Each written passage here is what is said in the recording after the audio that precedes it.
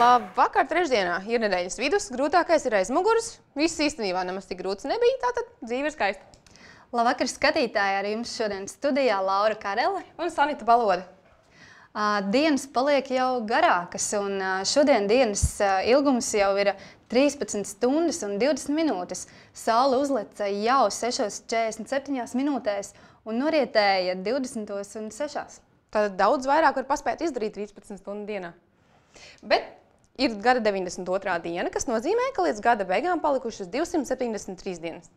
Mēs apsveicam visus, kam šodien ir svinami kādi svētki, tostarp arī slavenais dāņu rakstnieks Hans Kristians Andersens. Tepat pašmājās dzimšanas dienu svin visiem zināmas basketbolists Andris Biedriņš. Bet tie, kas nepaguva, vēl var paspēt apsveikt vārdu dienā meitenes ar ļoti īpašu vārdu Irmgarde. Es noskaidroju, ka pavisam Latvijā ir 17 Irmgardes. Un viena no tām ir Irmgarde Vilhelmīna Terēze. Mēs tevi apsveicam. Lai vārdu ņem skaists valkātājs. Bet, ja par svētkiem runājam, tad ir svinamā diena visiem tiem, kam tuvs ir kinoteātris. Jo 1902. gadā Losandželosā tika atklāts pirmais kinoteātris Amerikā. Vēl 2. aprīlis ir zināms ar to, ka tā ir starptautiskā bērnu grāmatu diena. Tas saistībā ar Hansa Kristiana Andersena dzimšanas dienu. Un šo te starptautisko bērnu grāmatu dienu svin jau kopš 1967. gada.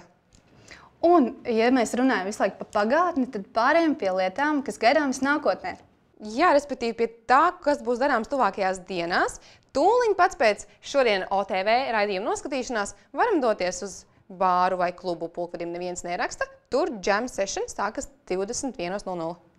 Bet 3. aprīlī 19:00 Ģertrūdes ielas teātrī ar solo izrādi uzstāsies amerikāņu laikmetīgās dejas horeogrāfe Mišele Bulē no Ņujorkas.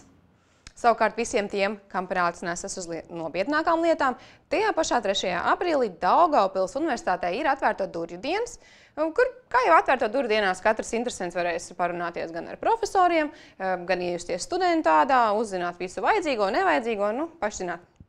Un, ja jau mēs runājam par studentu tēmu, tad Laura nesen norisinājās Latvijas studentu apvienības kongress, kur tika ievēlēts jaunais prezidents. Skatāmies sižetu.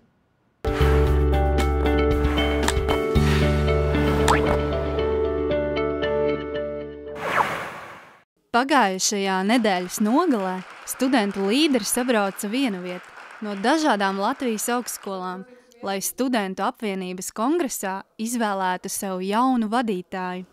Kā studenti raksturo jauno LSA prezidentu un ko no viņa sagaida? Kirils ir īstenībā, es uzskatu, ka ļoti interesanta personība. Godīgi sakot, nav sanācis daudz sastrādāties, bet es domāju, ka cilvēks ar perspektīvu. Galvenais vārds, kas raksturo Kirilu, ir pieredze. Un es domāju, ka tas arī būs galvenais vadmotīvs turpmākajā gadā Latvijas studentu apvienībai. Man šķiet, ka šī būs ļoti, ļoti profesionāla valde kopumā.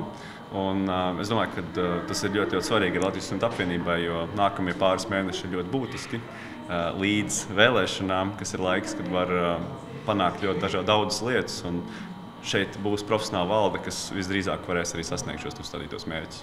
Mums būtu svarīgi, ka jaunais prezidents pastiprināti sadarbojas arī ar augstskolām reģionos, jo līdz šim bieži ir tā sajūta, ka mēs tomēr esam mazliet nomala atstumti, bet mums ir lielas cerības, ka tagad viss ir labi. Es sagaidu, varbūt tā nav gluži visu studentu prioritāte, bet tieši komunikācijas veidošana un pastiprināšana ar reģionālām augstskolām. Tas ir, manuprāt, ļoti strateģiski svarīgs punkts un nepieciešams to pilnveidot. Un ko saka paši prezidenti, gan bijušie, gan tikko ievēlētais?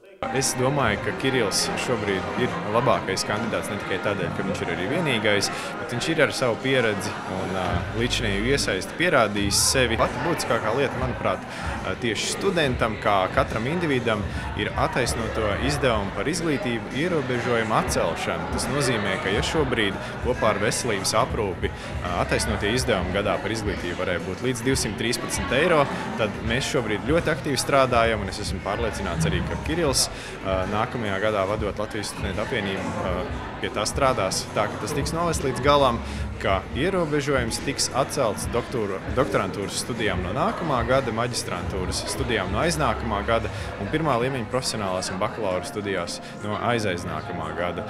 Tādējādi arī būtiski sekmējot studentiem sociālo stāvokli. Neapšaubāmi LSA mērķis ir bijusi bezmaksas izglītība, ja valsts finansētas studijas, un paralēli ceram, ka darbs arī virzīsies šajā virzienā, vēl jau vairāk ņemot vērā to, ka jaunā izglītības ministre arī vēlas uzturēt šo kursu. Tu esi bijis viens no skaļākajiem un iespaidīgākajiem LSA prezidentiem 4 gadu garumā.